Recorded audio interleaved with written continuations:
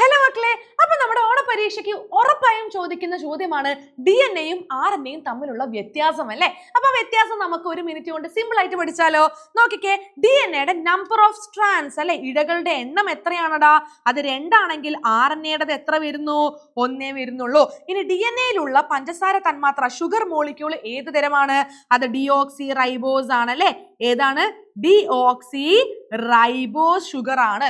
അങ്ങനെയാണെങ്കിൽ RNA-യിലുള്ളത് ഏത് തരം പഞ്ചസാര തന്മാത്രയാണ്? റൈബോസ് അല്ലേ. റൈബോസ് പഞ്ചസാര തന്മാത്രയാണല്ലേ. ഇനി DNA-യിലെ നൈട്രജൻ ബേസുകൾ ഏതൊക്കെയാണടാ?